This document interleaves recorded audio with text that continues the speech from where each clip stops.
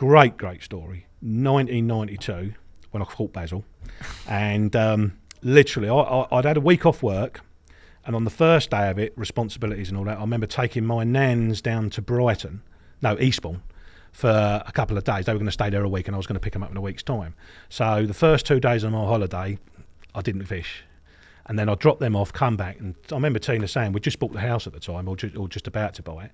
She said, go on, go and have some fishing. So I went up the old North Lake, and it was all quiet and lovely, and I just went onto this famous Basil bush, and someone said to me, someone was in there last week, and all this sort of stuff. And I thought, because it was just starting to get busy then, Yateley.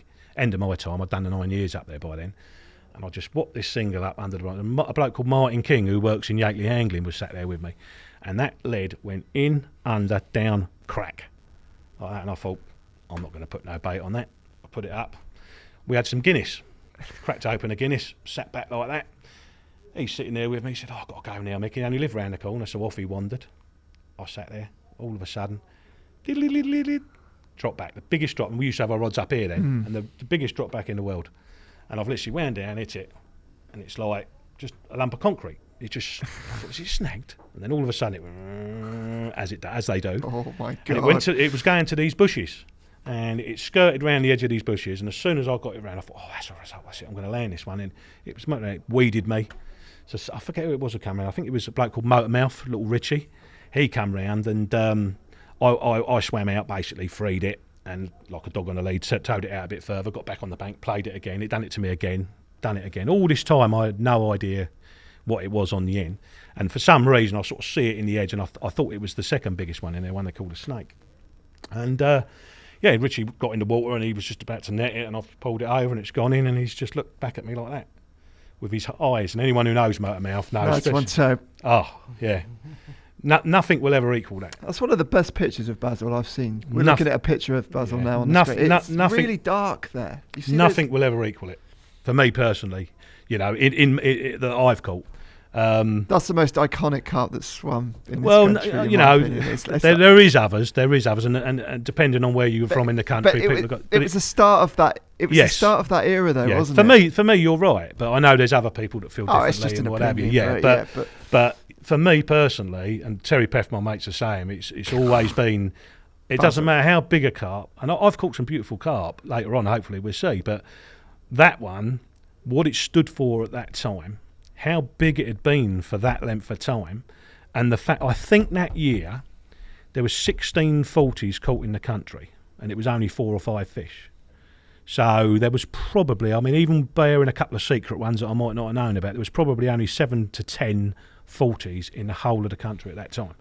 So for me, it was mad, and we, and in fairness, the lake had got busy.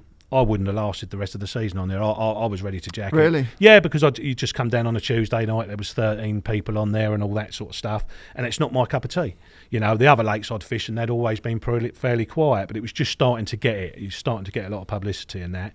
And then, bang, it happened. So it was like a little pat on the back and someone sending me on my way. But it's... Don't you find every carp that you caught after that, around the 45 pound mark, you're always going to compare it to you Basil. you do, and if it depends on what you're going to compare, but the history of it as well, and the fact that we really wanted it. We all set out ours, and some many good anglers and many other people have set out to do the same thing in subsequent years. It will always be for me the number one capture that I've ever had. And the thing that blew me away is when little Richie looked back like that, I looked at him and I went, "It's her, isn't it?" He went, and it was just me, him, and one other person that did the pictures on my camera. The light was fading. I had an Olympus OM10 at the time, so it was stone ground lens where you had to split level, so you had to line it up. There was none of this automatic focus in them days. All right, so the light was fading. Didn't know what you were going to get. Didn't know what we were going to get, but I said, there's no way I'm sacking it up for the night or anything like that, which is common sense, you'd think, but unfortunately some people do these things. So literally got it out, done the pictures. It was a big risk, and then when they come back, I got 4 pictures that were just and it's captured a memory forever, and one I can even now makes the goosebumps stand up on your back of your neck. So, and as so many other people have had that pleasure as well, which nowadays it's nice to look for carp that haven't been caught too much and all that, but that was the reverse. You know, we knew it had been caught. It had a history, but it was one of the history fish, without a doubt. And the story that I forgot with Basil was how many of them staff knew my obsession, and they'd say, what are them things that you're putting in the freezer? And they were boilies at work or whatever, or I was rolling baits, or I was tying rigs up. I was doing something. And they all sort of understood there was this thing that I did. And when I caught her and I went back to work after that week was over, I remember they got me in a coffin, and I went round, I had nothing on, just my pair of shorts, and I was just standing there, Basil, Basil, Basil, and the whole office was just, Basil, Basil, and it was just mad. It's crazy. That they could understand that obsession in your eyes, and that, you know, coming in the morning and you're stinking of fish, or you're tired and the car's just full of fishing gear, you know, they knew the levels that we went to go fishing. So, and they heard many of the stories. And when I'd done the first book, when I'd done A Merry Olde Dance, it was just, I gave some of them a copy for nothing, and other people I charged them 20 quid or whatever, like £10 less or whatever. And one of the blokes, you know, a lot of them probably wouldn't read it, but there was a lot in there about family life and what have you. So one of the blokes read it, and he is married to a girl who works with us as well. And he came in the morning and he went, Mick, I want to take up fishing. I said, you're joking? He said, can I come with you? I said, yeah, of course you can, mate. I said, well, where do you want to go? He said, can I go to that Pit 4 place? I said, what is that? He said, you're never fishing. You go for one night, you end up in the pub, you're eating curry, drinking beer, going to the strippers, coming back and going to whatever parties in the Horse and Barge. He even knew the Horse and Barge's name. Did he? Yeah, it was brilliant. Yeah. So he'd obviously read it word for word, and that was funny as well, like, you know. Yeah. And another mad one on that, I gave him that book, and I put in it to Mr. and Mrs. Wallace. They're good friends of mine at work, and they still work for us now.